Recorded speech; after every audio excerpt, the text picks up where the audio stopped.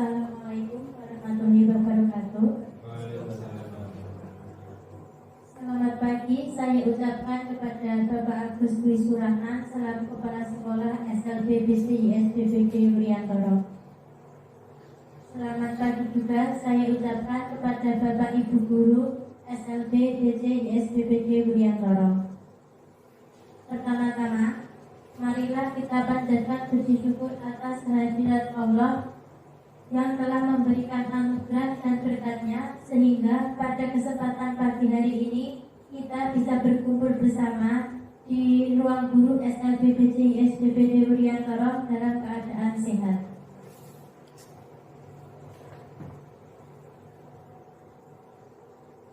Untuk acara hari ini, untuk acara sosialisasi pada pagi hari ini, sebelum memulai acara, saya akan membacakan susunan acara pada pagi hari ini. Untuk yang pertama, yaitu pembukaan. Untuk acara yang kedua, inti. Adapun isi dari acara inti adalah sosialisasi, penyebaran pemahaman, dan penerapan budaya positif. Untuk acara yang ketiga, tanya jawab. Dan untuk acara yang terakhir atau yang keempat adalah penutup. Untuk acara yang pertama pembukaan, marilah kita buka acara pada pagi hari ini dengan membaca basmalah secara bersama-sama. Untuk acara yang kedua, inti, akan disampaikan oleh Bu Sri Rahyuni, Sarjana Pendidikan. Kepada Bu Sri Rahyuni, waktu dan tempat kami persilakan.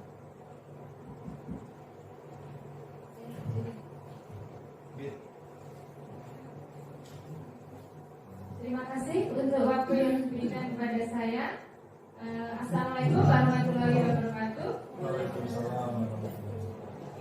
Sebelumnya saya ucapkan terima kasih kepada Bapak Kepala Sekolah, Bapak Agus Surahman, karena telah memberikan izin sehingga kegiatan pada siang hari ini bisa terlaksana.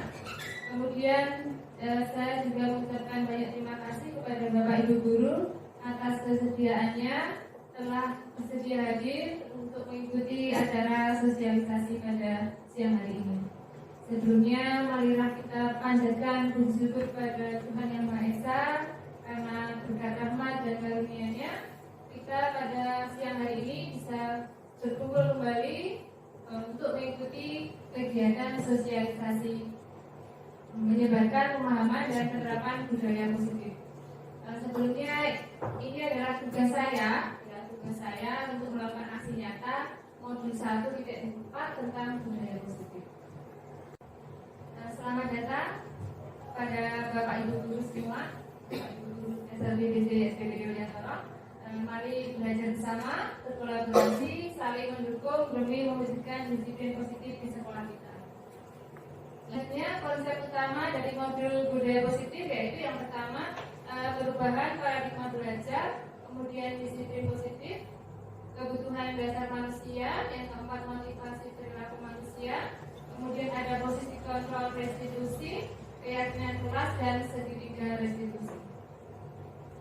Pada perubahan paradigma belajar, mari kita bersama-sama untuk bermain sebentar ya. Saya minta Bapak Ibu untuk menggenggam salah satu tangannya. Coba Bapak Ibu genggam salah satu tangan, dikepalkan, ya. Kemudian apa itu? Kira-kira Bapak Ibu di dalam kepalan tangan itu memiliki sesuatu yang berharga, misalnya cincin atau apa ya, benda yang berharga. Boleh nama orang yang paling berharga ataupun benda-benda yang berharga. Kemudian saya akan mencoba membuka salah satu tangan dari Bapak Ibu. Ya, saya akan mencoba. Bapak Ibu mau nggak kalau saya apa itu mencoba membuka tangan Bapak Ibu? Coba Bu Ipa, boleh nggak saya lihat isinya apa? Berharga. Berharga. Boleh Bu. Boleh. Putri, boleh nggak? Bu, mau dibuka Bu, tangannya loh Bu. Asik ya? Boleh. Boleh. Oh, boleh.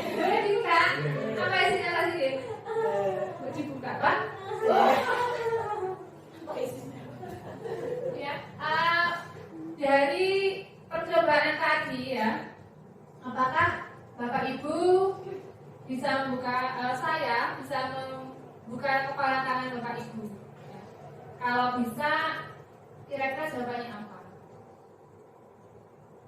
Ya. Kemudian apakah Bapak Ibu tetap menutup kepala tangannya ketika saya meminta Bapak Ibu membukanya? Menutup atau membuka tadi? Menutup. Asik ya yang membuka.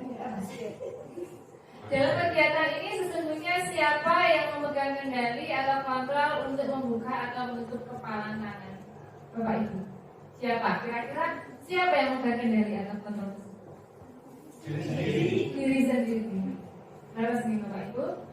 Jadi yang memegang kendali atau kontrol adalah diri kita sendiri. Selanjutnya, bagaimana seseorang bisa berubah dari paradigma stimulus respon kepada pendekatan teori kontrol ya. Jadi ada teori stimulus respon pada teori kontrol. Jadi menurut Stephen R. Covey ya, bila kita ingin membuat kemajuan perlahan sedikit-sedikit, ubahlah sikap atau perilaku Anda. Namun bila kita ingin memperbaiki cara-cara utama kita, maka kita perlu mengubah kerangka acuan kita. Ubahlah bagaimana Anda melihat dunia, bagaimana Anda berpikir tentang manusia.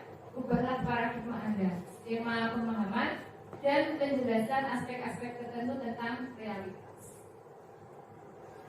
Nah, ini ada teori stimulus respon dan teori kontrol ya.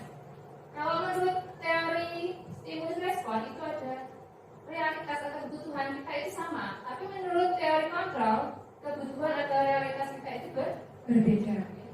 Kemudian semua orang melihat hal yang sama, tapi menurut teori kontrol, setiap orang itu memiliki gambaran yang berbeda-beda. Kemudian kita mencoba mengubah orang agar berpandangan sama dengan kita. Tapi kalau menurut teori kontrol, kita berusaha memahami pandangan orang lain tentang dunia. Kemudian perilaku buruk dilihat sebagai suatu kesalahan, itu menurut teori stimulus respon. Kemudian menurut teori kontrol, semua perilaku memiliki tujuan. Kemudian orang lain bisa mengontrol saya, tapi menurut teori kontrol hanya Anda yang bisa mengontrol diri sendiri. Kemudian saya bisa mengontrol orang lain, tapi menurut teori kontrol Anda tidak bisa mengontrol orang lain. Pemaksaan ada pada saat rujukan gagal. Kemudian menurut teori kontrol, kolaborasi dan konsensus menciptakan pilihan-pilihan baru. Kemudian dalam teori stimulus respon itu ada model berpikir menang atau kalah, tapi dalam teori kontrol ada model berpikir menang. Kemudian yang selanjutnya adalah disiplin positif. Dalam budaya kita, makna kata disiplin dimaknai menjadi sesuatu yang dilakukan seseorang pada orang lain untuk mendapatkan kepatuhan. Jadi kita cenderung menghubungkan kata disiplin dengan ketidaknyamanan. Sebagai pendidik, tujuan kita adalah menciptakan anak-anak yang memiliki disiplin diri, sehingga mereka bisa berperilaku dengan mengacu pada nilai-nilai kebajikan universal dan memiliki motivasi intrinsik bukan ekstrinsik. Kemudian disiplin positif merupakan salah satu cara penerapan disiplin yang bertujuan untuk menumbuhkan kesadaran serta memberdayakan anak untuk melakukan sesuatu tanpa sokongan, ancaman maupun hukuman. Ini ada kebutuhan dasar manusia. Ya. Seluruh tindakan manusia memiliki tujuan tertentu. Semua yang kita lakukan adalah usaha terbaik kita untuk mendapatkan apa yang kita inginkan. Jika kita mendapatkan apa yang kita inginkan, sebetulnya saat itu kita sedang memenuhi satu atau lebih dari satu kebutuhan dasar kita. Jadi kebutuhan dasar manusia itu ada 5 ya. Yang pertama adalah kebutuhan bertahan hidup. Itu contohnya kebutuhan makanan, kesehatan maupun rumah. Kemudian kebutuhan akan rasa kasih sayang dan rasa diterima. Itu contohnya hubungan sosial ya, hubungan sosial. Hubungan sosial itu bisa dengan keluarga, teman ya, maupun tetangga, itu juga hubungan sosial. Kemudian kebutuhan kesenangan, yaitu kebutuhan untuk mencari kesenangan. Contohnya mancing, yaitu kebutuhan kesenangan. Kemudian ada kebutuhan penguasaan ya, penguasaan itu berarti mendapat pengakuan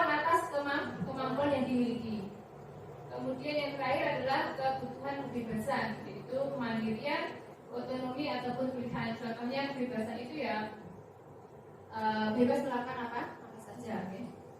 Selanjutnya ada motivasi perilaku manusia. Nah, apa itu motivasi?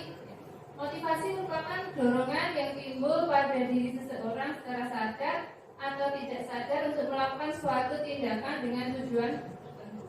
Jadi motivasi perilaku manusia itu ada 3. Yang pertama, motivasi untuk menghindari ketidaknyamanan dan hukuman. Kemudian motivasi yang kedua adalah untuk mendapatkan imbalan atau penghargaan dari orang lain.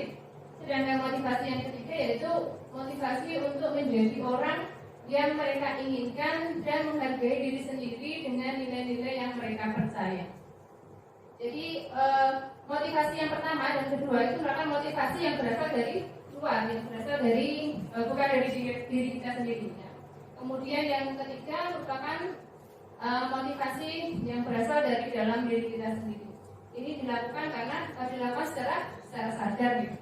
Jadi motivasi yang ketiga ini adalah tujuan dari disiplin positif ya. Jadi tujuan dari disiplin positif yaitu untuk menanamkan motivasi menjadi orang yang mereka inginkan dan menghargai diri sendiri dengan mempercayai nilai-nilai yang mereka percaya. Selanjutnya ada konsep disiplin dengan identitas gagal dulu ya. Yang pertama Pak, gagal atasnya Pak. Ada konsep disiplin dengan identitas gagal. Itu ada 2 yaitu hukuman dan penghargaan. Mengapa disebut gagal? Ya karena hukuman itu menyakitkan, bisa menyakitkan orang lain. Kemudian membuat kita tidak nyaman dengan adanya hukuman. Kemudian bisa membuat rasa takut pada diri murid. Kemudian sifatnya juga memaksa. Jadi hukuman itu sifatnya memaksa. Kemudian murid menyembunyikan kesalahan. Ya, misalnya dia melakukan kesalahan tapi tidak jujur ketika ditanya. Jadi untuk menghindari hukuman, dia akan menyembunyikan kesalahannya. Kemudian menjadikan murid itu menjadi rendah diri kalau mendapatkan hukuman, rendah diri ataupun malu. Gitu. Kemudian identitas gagal yang kedua yaitu penghargaan. Jadi, dengan memberikan penghargaan itu tidak efektif. Ya. Kemudian akan merusak hubungan, bahkan bisa menimbulkan perasaan iri pada diri seseorang.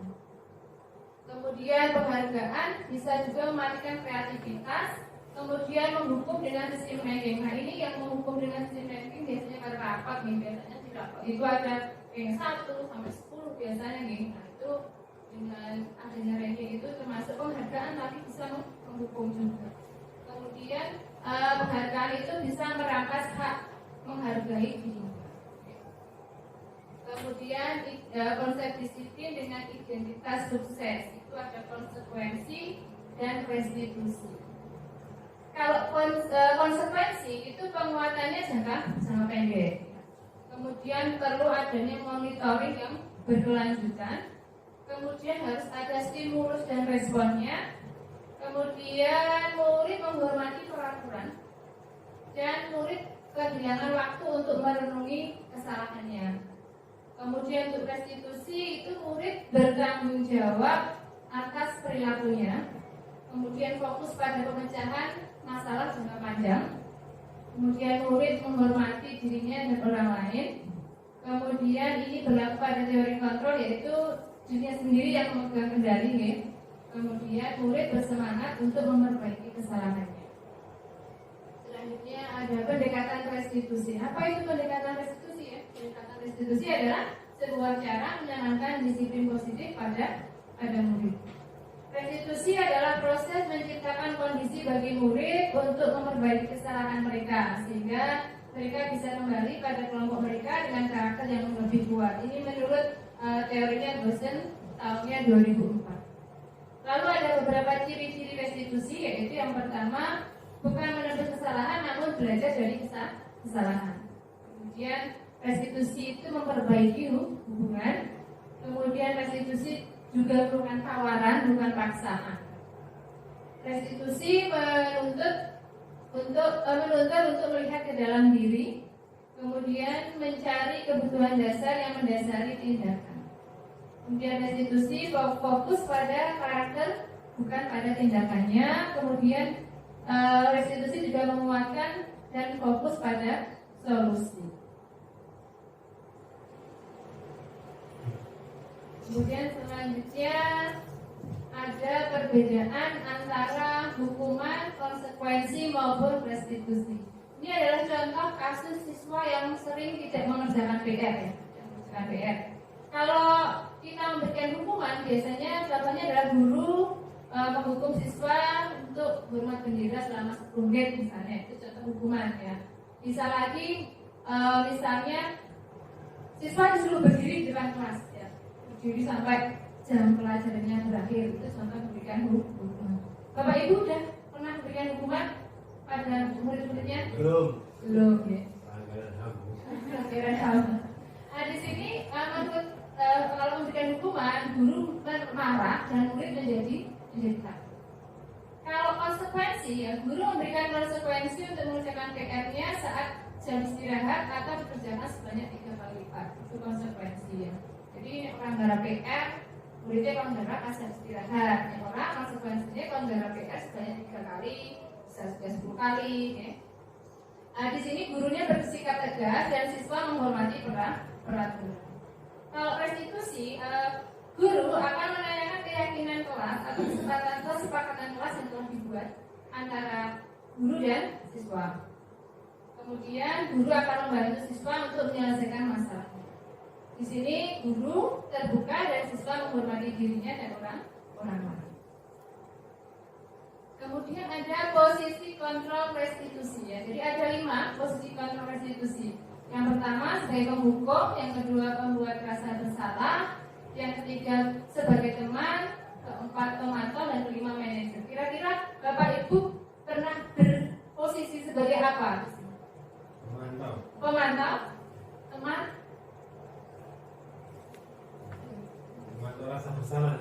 Pemantau rasa bersalah. Ya, jadi di sini ada 5 posisi kontrol guru ya, ada penghukum, pembuat rasa bersalah, sebagai teman, pemantau, dan manajer. Selanjutnya, contoh penerapan 5 posisi kontrol ya. Contoh kasus siswa tidak memakai atribut lengkap pada saat upacara bendera. Kalau ini kasusnya biasanya terjadi pada sekolah umum ya. Kalau untuk sekolah kita mungkin tidak seperti ini. Yang penghukum ya di sini guru akan mungkin akan berbicara patuhi aturan sekolah ya. Kemudian mempersilahkan muridnya untuk berdiri di depan atau di barisan paling depan. Kalau membuat rasa bersalah, guru akan berkata berapa kali bu guru harus memberitahu kamu, bu guru kecewa sama kamu, yaitu membuat rasa bersalah. Jadi di sini murid digawe belum salah. Ya. Kemudian posisi yang ketiga adalah posisi teman. Ayolah yang ketik, buat guru bangga. Kali ini tidak apa-apa, kamu salah. Itu sebagai teman. Kemudian sebagai pemantau, kamu sudah melanggar apa peraturan dan konsekuensinya. Jadi, ini yang akan diucapkan oleh seorang pemantau. Kemudian sebagai seorang manajer, dia akan berkata, apakah kamu tahu kesalahanmu? Kira-kira bagaimana kamu akan memperbaiki kesalahan? Kemudian ada lagi berikutnya yaitu keyakinan kelas atau kesepakatan kelas. Keyakinan kelas atau kesepakatan kelas atau sekolah ya, berupa pernyataan universal yang mudah diingat, dipahami, dan harus diterapkan di lingkungan sekolah. Mengapa keyakinan kelas? Mengapa bukan peraturan kelas saja? Ini ada pertanyaan romantis ya. Mengapa kita memiliki peraturan tentang penggunaan helm pada saat mengendarai roda 2 atau motor? Kemudian mengapa kita memiliki peraturan tentang penggunaan masker dan mencuci tangan setiap hari? Itu peraturan, mengapa bukan keyakinan? Kira-kira apa jawaban dari pertanyaan ini, Bapak? Mengapa kita memiliki peraturan tentang penggunaan helm pada saat mengendarai kendaraan roda 2 atau motor? Kira-kira jawabannya apa? Karena apa?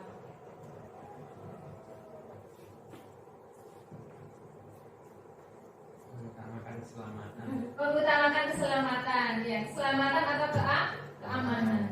Terus yang kedua, kenapa kita memiliki peraturan tentang penggunaan masker dan mencuci tangan setiap saat? Kebersihan atau apa? Atau kesehatan. Jadi yang pertama itu kita menggunakan helm karena kita yakin bahwa dengan menggunakan helm kita akan selamat atau aman. Kemudian kita memakai masker karena kita juga yakin dengan memakai masker kita akan menjaga kesehatan. Selanjutnya ini adalah kegiatan yang pernah saya lakukan dalam membuat keyakinan kelas bersama siswa saya di kelas 10 tunarungu gitu. Ada videonya Pak, bisa dibuka videonya.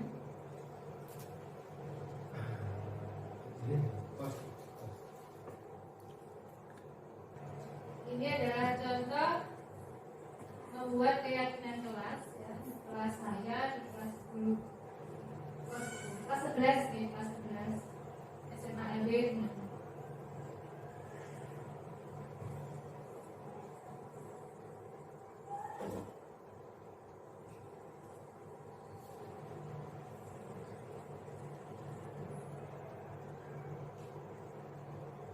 Selanjutnya adalah bagaimana membentuk keyakinan kelas. Yang pertama yaitu kalimat yang dibaca adalah lebih abstrak daripada peraturan. Kemudian berupa pernyataan universal. Kemudian ketiga dibuat dalam bentuk positif. Kemudian sedikit saja akan mudah diingat. Jadi kalau membuat keyakinan kelas jangan banyak-banyak. Paling tidak 4 saja. Kalau 10 nanti anak-anak lupa apa keyakinannya. Kemudian sesuai dengan kondisi kelas atau sekolah, dan semua warga kelas atau sekolah harus terlibat dalam pembentukan keyakinan. Selanjutnya adalah segitiga restitusi. Ini adalah segitiga restitusi ya. Jadi tahap dalam segitiga restitusi itu ada 3. Yang pertama menstabilkan identitas. Kemudian yang kedua memvalidasi tindakan yang salah. Kemudian yang ketiga menanyakan keyakinan. Dalam menstabilkan identitas, kita mengubah identitas anak dari orang yang gagal karena melakukan kesalahan menjadi orang yang sukses. Kemudian yang validasi tindakan yang salah adalah apa yang telah dilakukan anak, kesalahan yang dilakukan anak itu mesti selalu ada alasannya. Kemudian menanyakan keyakinan itu termotivasi secara internal, dihubungkan dengan nilai-nilai yang dia percaya dan berpindah menjadi orang yang dia inginkan. Jadi dalam gambar segitiga restitusi itu ada kalimat-kalimat yang bisa kita ucapkan ketika kita menerapkan tahapan segitiga restitusi. Tapi sebenarnya Bapak Ibu sudah pernah melakukan tahapan restitusi ini walaupun tidak lengkap 3.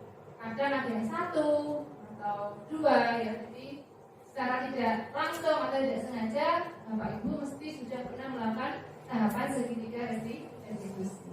Selanjutnya ini adalah praktek segitiga restitusi yang pernah saya lakukan dengan Cynthia nih, anak kelas 8 tuna daksa. Ada videonya juga, bisa ditampilkan Pak Sigit.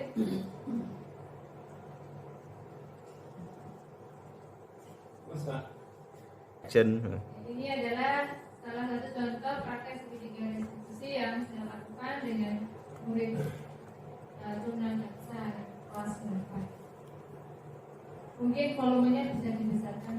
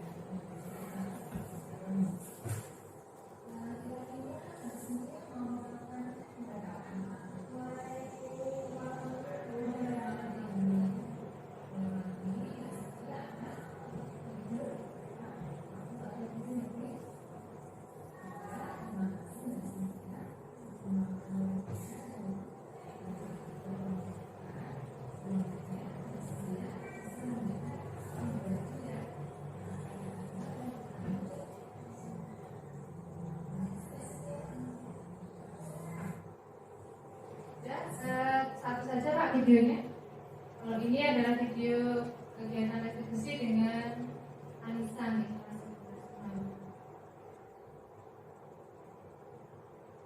Selanjutnya dari uraian tersebut kita dapat menyimpulkan bahwa sekolah diibaratkan sebagai tanah tempat bercocok tanam, sehingga seorang guru perlu mengusahakan agar sekolah menjadi sebuah lingkungan yang menyenangkan, aman, nyaman untuk bertumbuh, serta dapat menjaga dan melindungi setiap murid dari hal-hal yang kurang bermanfaat atau bahkan mengganggu perkembangan potensi murid.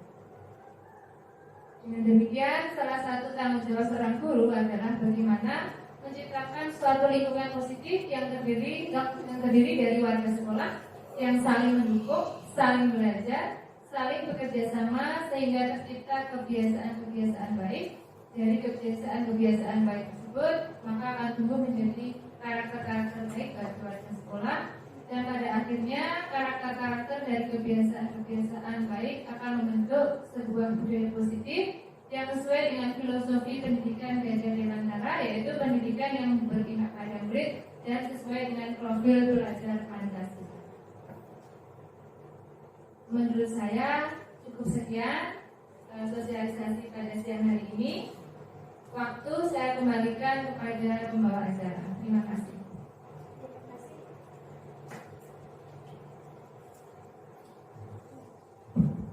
Ya, terima kasih kepada Bu Sri Rahyuni. Untuk acara yang ketiga yaitu tanya jawab kepada Bapak Ibu Guru. Jika ada yang mau bertanya, monggo kami persilakan.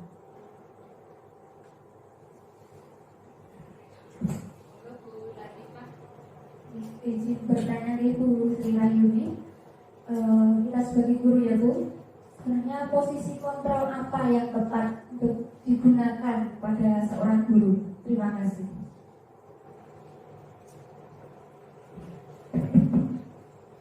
Terima kasih untuk pertanyaan yang diajukan dari Bu Latifah ya.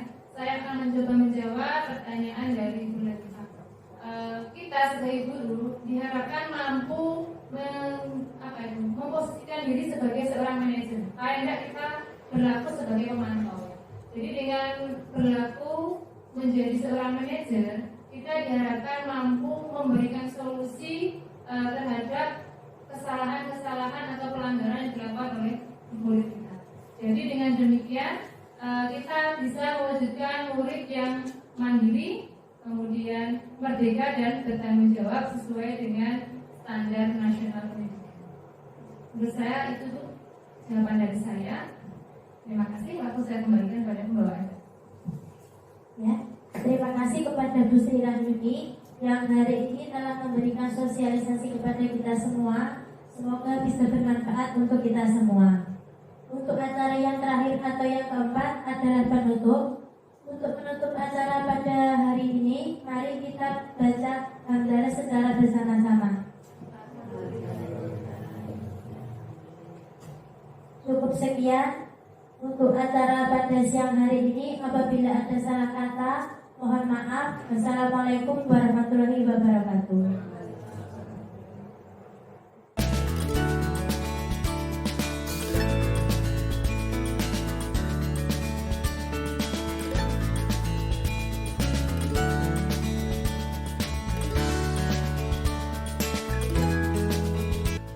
Assalamualaikum warahmatullahi wabarakatuh. Perkenalkan, nama saya Agusti Surahman, Kepala Sekolah SLB BC SPBD Wuryantoro. Menurut saya, apa yang dipaparkan oleh Ibu Sri Rahyuni mengenai budaya positif sangat baik diterapkan pada murid di sekolah, baik itu melalui motivasi ekstrinsik maupun intrinsik. Dan sebagai pendidik, kami lebih memahami mengenai posisi kontrol guru kepada murid. Mudah-mudahan dapat diterapkan di SLB BC SPBD Wuryantoro. Terima kasih. Assalamualaikum warahmatullahi wabarakatuh.